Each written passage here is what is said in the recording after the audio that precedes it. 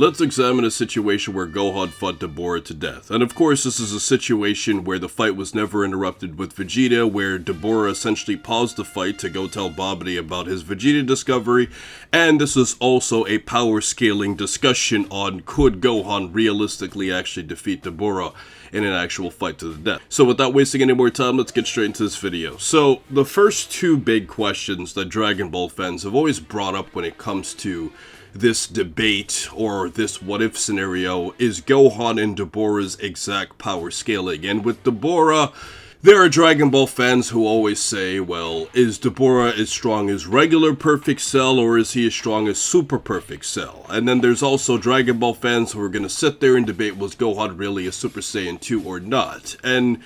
the point that we're trying to get at here is realistically, both would have to be near Super Saiyan 2 level of strength, meaning that Gohan was clearly scaled to a weaker version of what Gohan was, and Dabura was clearly scaled to Super Perfect Cell. And the reason why we can make this pretty clear is simply just based off of what Gohan would be capable of. You have to remember that in the tournament, Gohan went Super Saiyan 2 in front of everybody, and then later on when Goku told Gohan to power up against Dabura and Babidi, more so in the anime adaptation than the manga adaptation, Gohan was capable of turning into a Super Saiyan 2 again. So clearly, even if you say he wasn't as trained as he was as a kid, Gohan clearly knew how to transform into a Super Saiyan 2 at will, and you could even say even as a kid Gohan knew how to transform into a Super Saiyan 2 at will, because when Cell came back after exploding on King Kai's planet, there was a very, very brief scene where Gohan was powered down and he quickly powered back up into a Super Saiyan 2. Now, of course, you can say and argue that maybe Gohan was enraged, which made it easier, but the point I'm trying to get at is that turning Super Saiyan 2 for Gohan was not a problem.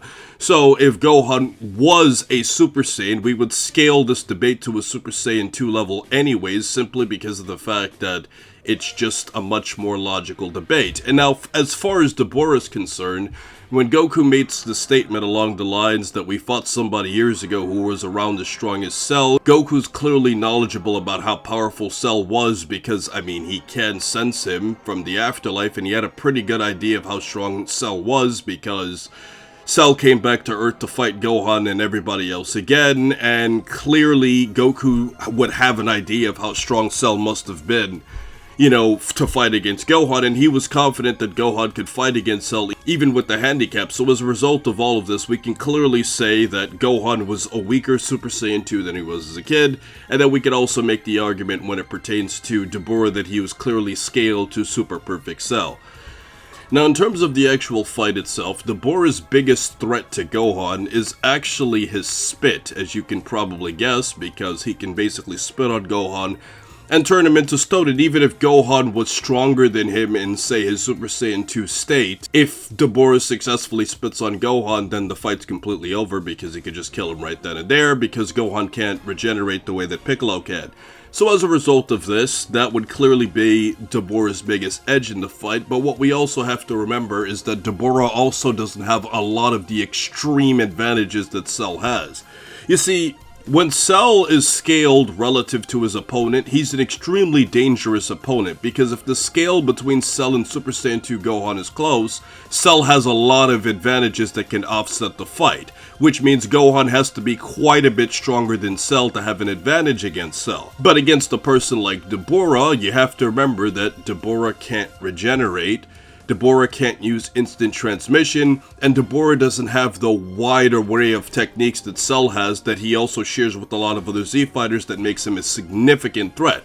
So he can't just power up a Qianzan Destructo Disc and potentially just cut Gohan in half even if they're equal strength. All of those extra techniques that Cell has gave him a huge advantage against pretty much everybody, which is why, I mean, you can basically call the guy perfect. And as a result of that, if Gohan was to fight against Dabura, it would be significantly easier than Cell, even if Super Perfect Cell and Dabura were perfectly equal in strength based off of all the reasons I just provided. And the thing that Gohan has going for him is that because he's actually aware of Dabura's spit, it's a situation where you kind of learn the hard way with Krillin and Piccolo that obviously Dabura is capable of using a technique like this, and as a result of this, Gohan would be on guard for this technique as he already was when he was fighting against Dabura directly. So with all of this said, it would definitely be a tough struggle for Gohan, but it would actually make logical sense for Gohan to actually defeat Dabura if they fought to the death, especially if Gohan gets angry, which takes us onto our rage-boosted conversation. Now the thing that we have to understand is that Gohan was not truly prepared for a big fight like this. The thing that we have to understand is that Gohan wasn't quite ready for a fight like Dabura, because even though he was training with Goten for a while before the tournament actually started, Dabura is a very strong, seasoned opponent that's been working with Babidi for years,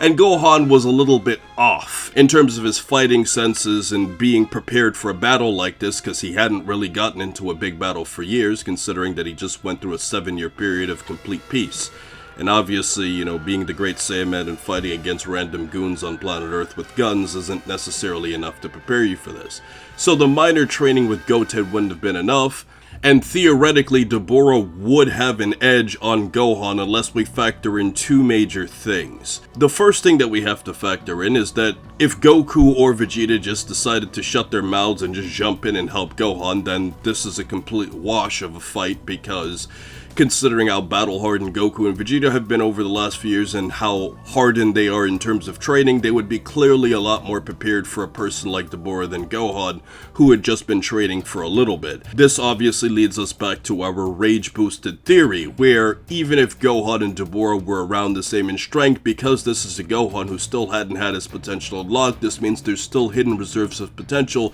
that Gohan never brought out. And if you combine this with his accelerated abilities combined with his rage, this would clearly give Gohan more of an advantage. Now the thing that we have to understand with Gohan, and this is more so talking more specifically about future Gohan than the present Gohan, Gohan never really got the kind of rage boosts that he got as a child as he got older. Now a lot of people have brought up different points about this. Is this because as Gohan matured and he became less emotional as a man or near a man's age, that his rage boosts don't quite work the same anymore the way that they would for a child who's obviously more emotionally unstable? You could bring up a whole bunch of different factors for this, but if Gohan clearly can bring out his power in a rage boosted way combined with the depths of his potential that still haven't even been unlocked, Gohan would still have a long-term advantage on Dabura if he can somehow bring out more power that's within him. And as a result of this, even though Dabura would have a direct edge against Gohan initially in this fight, Gohan would have a long-term advantage because of the powers that he has inside of himself that still haven't been unlocked. Now this takes us directly to our next segment of this conversation, which is the what-if scenario. If Gohan were to fight against Dabura, how would this actually turn out in terms of the fight? Well, what we have to understand is that there wouldn't be any problems in the Buu saga,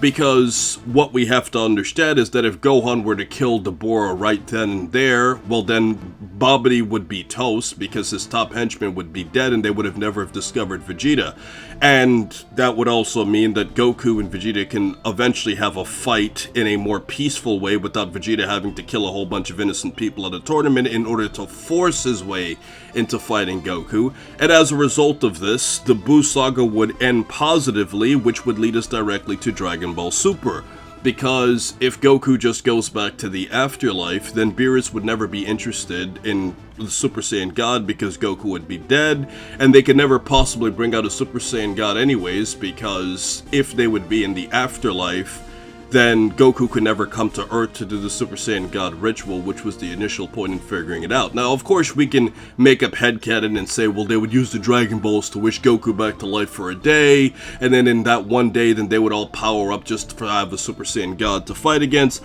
But in all likelihood, considering Beerus was in a fairly good mood, and considering the fact that Fat Buu would have never have been hatched from his magical ball, this would mean that there would have been nobody there to piss off Beerus, which means that Earth would have never have been blown up in the first place, or there would have never been a threat about Earth blowing up because Beerus wouldn't have been angry enough to actually do it. And this brings up a lot more extra points, because Beerus would have less interest in the Earth. That means not only would Goku never train with him, but Vegeta wouldn't train with him as well, which means the Universe 6 tournament wouldn't have happened, and you could probably take a pretty good guess why that also means that the Zamasu arc could never happen either, because if Goku's dead, in a roundabout way for the time loop to actually work, there has to exist a Goku that lives on planet Earth, because Zamasu did go to an alteration of the main timeline to take Goku's body, which is a whole other conversation and a lot more complex for another day. But as a result of it, if Goku's dead, then Zamasu just can't do that, and also because Goku wouldn't have been around, it wouldn't have pissed Zamasu off in the first place to hate mortals as much as he did to even do that in the first place. Now obviously, there are clearly differences between Zamasu in the manga and in the anime, because in the manga, Zamasu figured out about Goku because of GodTube, essentially. And in the anime, Zamasu actually directly met Goku and fought him. So obviously there are differences with how he figured it out, but obviously this arc can clearly never exist. So this ultimately means that the biggest threats to Earth would be if Frieza is somehow resurrected and still trained over the years to get stronger than Gohan and Vegeta. That would clearly be the biggest direct threat to planet Earth. And then obviously we have the ultimatum of Zeno just deciding to wipe out Earth anyways instead of hosting a tournament, and he just decided to erase everybody, because in this situation Zeno would have never even have befriended Goku, so that means the universe would always be on its toes if he just decided to erase everybody. And it would just kind of be weird from our characters' perspectives, because if Zeno just erased everybody, they would all just get erased with no warning, because our characters wouldn't even know who Zeno was in this situation.